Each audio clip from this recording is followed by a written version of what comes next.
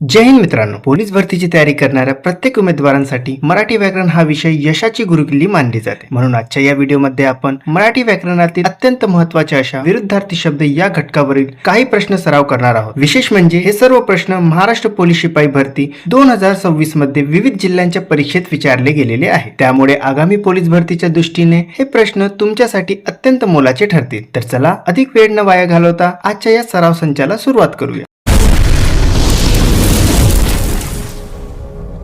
आजचा पहिला प्रश्न आहे, अमर्याद या शब्दाचा योग्य विरुद्धार्थी शब्द ओळखा. पर्याय आहे 1 अफाट, 2 मर्यादित, 3 मर्याद, 4 ससीम. हा प्रश्न बीड जिल्हा पोलीस शिपाई भरती 2026 मध्ये आलेला आहे. मित्रांनो, प्रश्न योग्य प्रकारे समजून स्वतःहून उत्तर देण्याचा प्रयत्न करा. या प्रश्नाचे योग्य उत्तर आहे पर्याय 2 मर्यादित. अनेकांना वाटले असेल की अमर्याद या शब्दाची योग्य विरुद्धार्थी शब्द मर्याद हे असेल, पण नाही, हे चुकीचे आहे. कारण अमर्याद म्हणजे ज्याला कोणतीही मर्यादा नाही किंवा अनंत. मर्यादित म्हणजे ज्याला ठराविक मर्यादा किंवा अंत आहे. म्हणून अमर्याद या शब्दाची योग्य विरुद्धार्थी शब्द मर्यादित असे आहे. मित्रांनो, पहिल्या प्रश्नात मी प्रश्न, त्याचे पर्याय आणि तो कोणत्या जिल्ह्यात आला आहे हे सर्व वाचून सांगितले. पण आता आपला वेळ वाचवण्यासाठी आणि सरावाची गती वाढवण्यासाठी मी पुढील प्रश्नापासून फक्त प्रश्न वाचणार आहे. पर्याय आणि तो कोणत्या जिल्ह्यात आलेला आहे हे वाचणार नाही, कारण ते प्रश्नाच्या खाली लिहिलेलेच आहे. यामुळे कमी वेळात आपण जास्त प्रश्न कव्हर करू शकू. चला तर मग पुढील प्रश्नाकडे वळूया.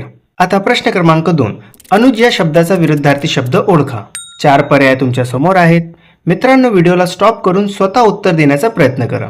या प्रश्नाचे योग्य उत्तर आहे पर्याय 1 अग्रज. कारण अनुज म्हणजे नंतर जन्मलेला लहान भाऊ, तर अग्रज म्हणजे आधी जन्मलेला मोठा भाऊ. आता प्रश्न क्रमांक 3, विरुद्धार्थी शब्दांची अयोग्य जोडी ओळखा. या प्रश्नाचे योग्य उत्तर आहे पर्याय 4 काळजी विवंचना.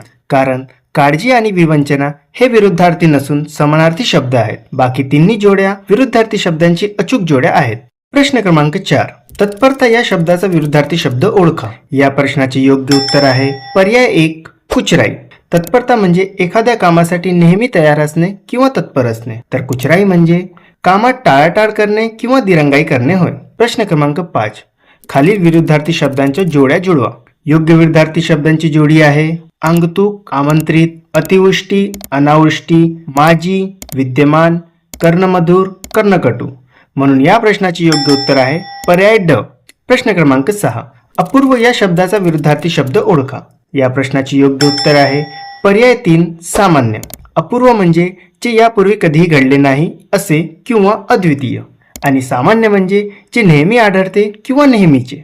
प्रश्न क्रमांक 7, कृपण या शब्दाचा विरुद्धार्थी शब्द ओळखा. या प्रश्नाचे योग्य उत्तर आहे पर्याय 1 उदार. कारण कृपण म्हणजे पैशाच्या बाबतीत अतिशय कंजूस असलेला माणूस, तर उदार म्हणजे जो गरजू लोकांना मुक्त हस्ते मदत करतो. प्रश्न क्रमांक 8, शती या शब्दाचा विरुद्धार्थी शब्द कोणता. या प्रश्नाचे योग्य उत्तर आहे पर्याय 4 लाभ.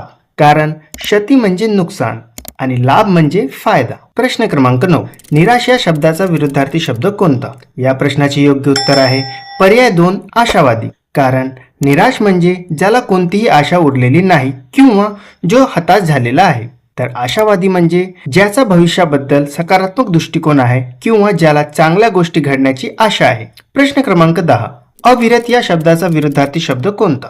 अविरत म्हणजे ज्याला अंत नाही, जे सतत किंवा अखंडपणे चालू असते. दिलेल्या पर्यायांपैकी सतत, अखंड आणि निरंतर हे तिन्ही शब्द अविरतचे समानार्थी शब्द आहेत.